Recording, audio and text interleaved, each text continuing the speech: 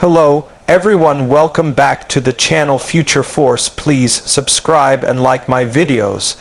Today we bring you an in-depth review and explanation of one of the most shocking and symbolic moments of the Russia-Ukraine war, the Ukrainian drone strike on Moscow's $1.2 billion city towers. This event is not only a story of military technology clashing with architectural marvels, but also a symbol of how modern warfare reaches into the deepest centers of power, wealth, and pride. The Moscow city towers were not built simply as buildings. They were designed to be symbols of Russia's ambition to stand tall among global powers, to showcase modern engineering, and to project confidence to both its citizens and the international world. When drones struck these skyscrapers, the impact went far beyond broken glass and damaged offices. It struck at the very image of untouchability that Moscow had long tried to maintain. From the outside, the Moscow city towers have always stood as futuristic giants rising above the skyline. Their sleek glass facades reflected both the glory of Moscow and the ambition of Russia's elite. At night, illuminated by thousands of lights, they looked like a piece of New York or Dubai transplanted into the Russian capital. The towers were symbols of prosperity and progress, often appearing in official images and promotional campaigns. Yet when drones hit these shiny exteriors, the cracks and explosions told a new story. The beautiful, reflective glass, designed to project strength and wealth, became fragile and vulnerable. The symbolism was impossible to ignore. The proud mirror of modern Russia now reflected chaos, smoke, and destruction.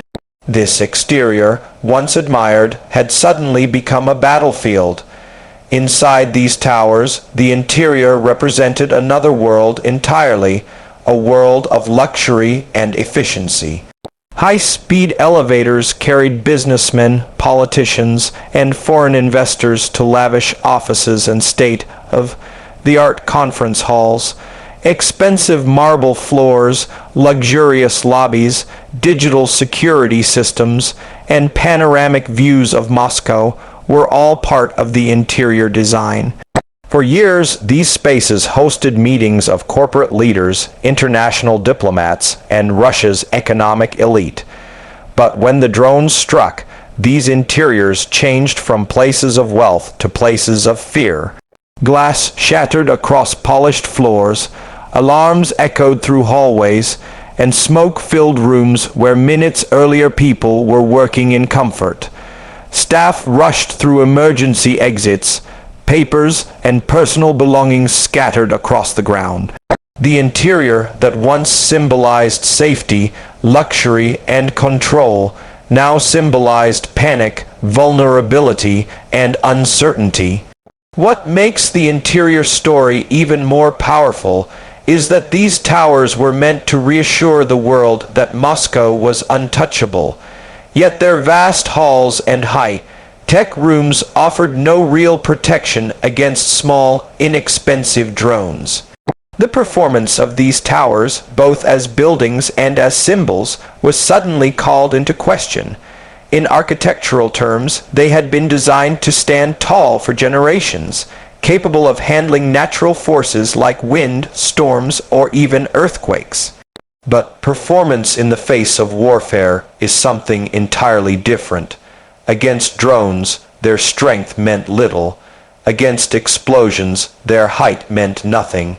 The performance of Moscow's air defenses was also tested and found lacking. Billions spent on anti-aircraft systems, radar, and advanced weapons could not stop a few drones from reaching the most prestigious business district in the country.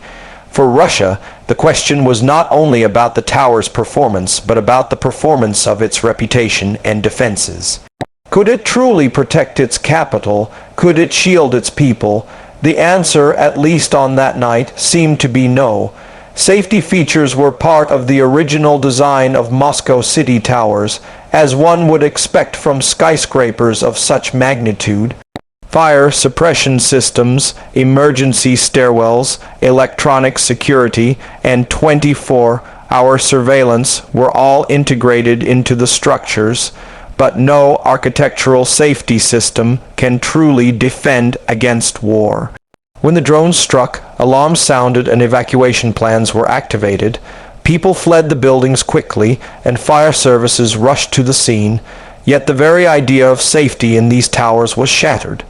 Employees who once felt secure working in a prestigious office suddenly realized that even the most advanced towers in Russia were not beyond the reach of war. The psychological effect of this realization cannot be measured by statistics. Safety is not only about physical escape routes and fire alarms. It is also about the feeling of being untouchable, of being beyond danger. That feeling has now been destroyed for many who live and work in Moscow. The unique selling points of the Moscow city towers had always been prestige, luxury, international appeal, and the image of stability.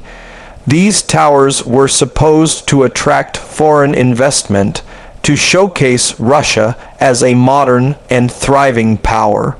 They were meant to stand shoulder to shoulder with the tallest and most advanced skyscrapers in the world. For many years, they achieved this purpose.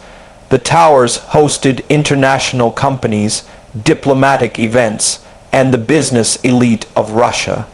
But now those same unique selling points are overshadowed by new associations.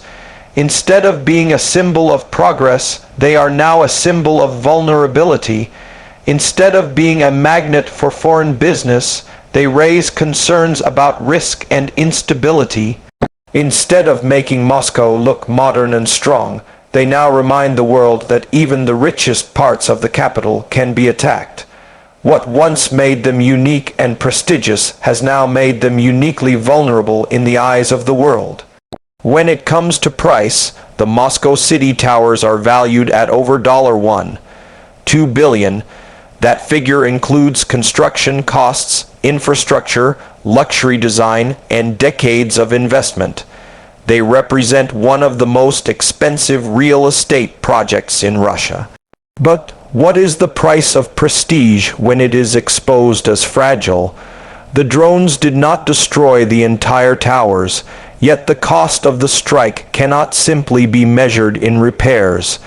Insurance costs may rise, foreign investors may hesitate, and Russia's government faces a loss of credibility.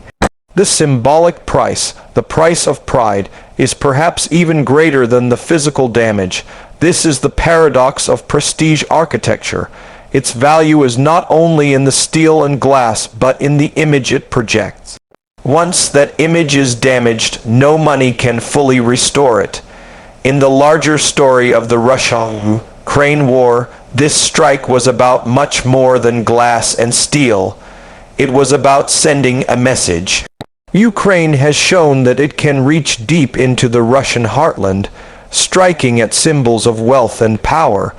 For Russia, this is not just a military loss, but a psychological one. The strike challenges the myth of Moscow's invulnerability. It tells the Russian elite that no amount of money can buy safety when modern drones can fly past defenses. It tells ordinary Russians that the war they thought was distant can now touch their own capital. And it tells the world that Ukraine is capable of changing the narrative, of proving that power is not absolute and that even giants can be shaken. In conclusion, the Ukrainian drone strike on Moscow's $2 billion city towers is not only a dramatic event, it is a turning point in the psychological battle of the war. The exterior of the towers, once shining with pride, is now scarred with cracks and smoke. The interior, once filled with luxury and security, is now marked by fear and chaos. The performance of the towers as symbols of strength has failed in the face of modern warfare. Safety, once taken for granted, has been exposed as an illusion. The unique selling points of prestige and power have been replaced by images of vulnerability. The price, far greater than dollars, is measured in pride, confidence, and international reputation. This event shows that in today's world, war is not confined to distant battlefields. It reaches into cities, into symbols, into the very heart of nations. For Russia, the strike on the Moscow city towers is a reminder that even its wealthiest treasures can be touched. For Ukraine, it is proof that messages can be delivered not only through words, but through actions that echo across the globe. And for the world, it is a signal that modern warfare is no longer about numbers of soldiers or size of tanks. It is about precision, symbolism, and the ability to shatter myths with a single strike. Stay with us here on Future Force as we continue to bring you the latest updates, analysis, and insights on how this conflict is reshaping not only Eastern Europe, but the world order itself.